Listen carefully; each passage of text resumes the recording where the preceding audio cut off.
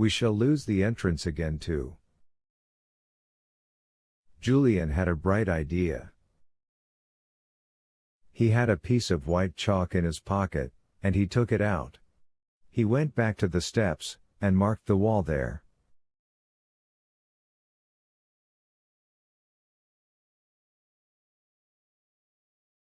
Then he began to put chalk marks along the passages as they walked in the musty darkness.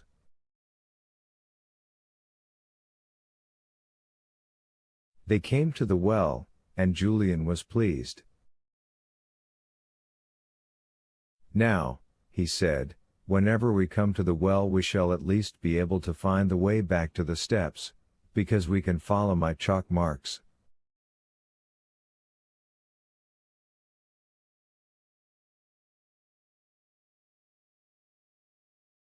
Now the thing is, which is the way next? We'll try and find it, and I'll put chalk marks along the walls here and there, but if we go the wrong way and have to come back, we'll rub out the marks, and start again from the well another way.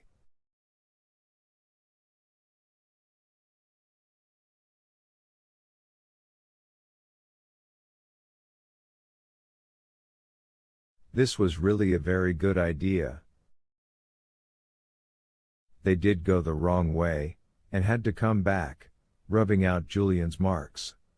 They reached the well, and set off in the opposite direction.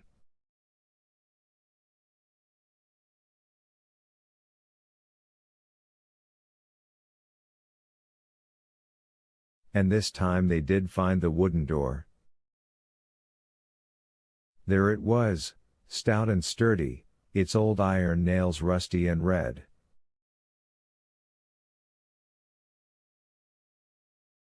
The children stared at it in delight. Julian lifted his axe. Crash! He drove it into the wood and round about the keyhole. But the wood was still strong, and the axe only went in an inch or two. Julian drove it in once more. The axe hit one of the big nails and slipped a little to one side. A big splinter of wood flew out, and struck poor Dick on the cheek. He gave a yell of pain. Julian jumped in alarm, and turned to look at him. Dick's cheek was pouring with blood. Something flew out of the door and hit me, said poor Dick. It's a splinter, or something. Golly, said Julian, and he shone his torch onto Dick. Can you bear it a moment if I pull the splinter out? It's a big one, and it's still sticking into your poor cheek. But Dick pulled it out himself. He made a face with the pain, and then turned very white. You'd better get up into the open air for a bit, said Julian. And we'll have to bathe your cheek and stop it bleeding somehow. Anne's got a clean hanky. We'll bathe it and dab it with that. We brought some water with us, luckily. I'll go with Dick, said Anne. You stay here with George. There's no need for us all to go. But Julian thought he would like to see Dick safely up into the open air first, and then he could leave him with Anne while he went back to George and went on with the smashing down of the door.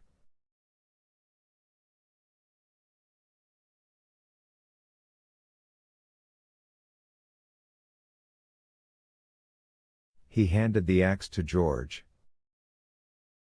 You can do a bit of chopping while I'm gone, he said. It will take some time to smash that big door in.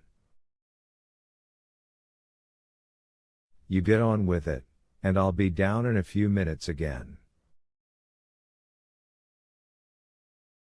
We can easily find the way to the entrance because we've only got to follow my chalk marks.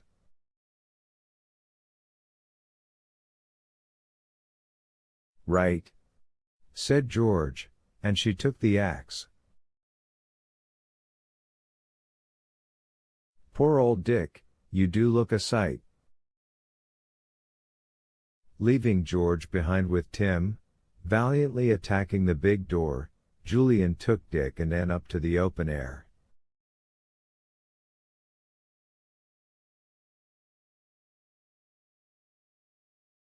Ann dipped her hanky into the kettle of water and dabbed Dick's cheek gently.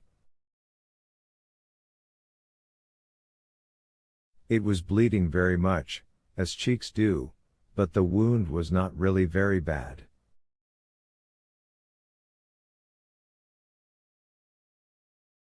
Dick's color soon came back, and he wanted to go down into the dungeons again.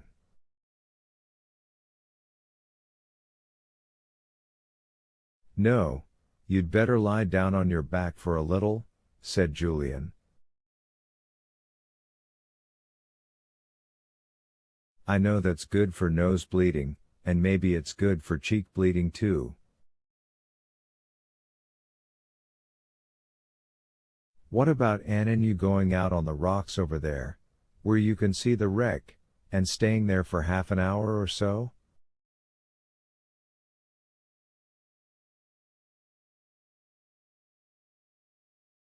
Come on, I'll take you both there, and leave you for a bit.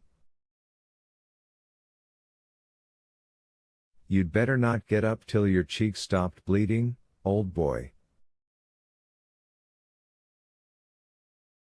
Julian took the two out of the castle yard and out onto the rocks on the side of the island that faced the open sea.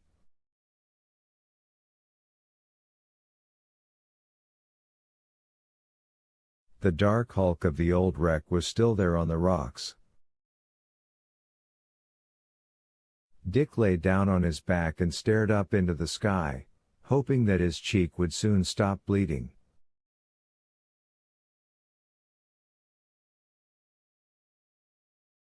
He didn't want to miss any of the fun. Ann took his hand.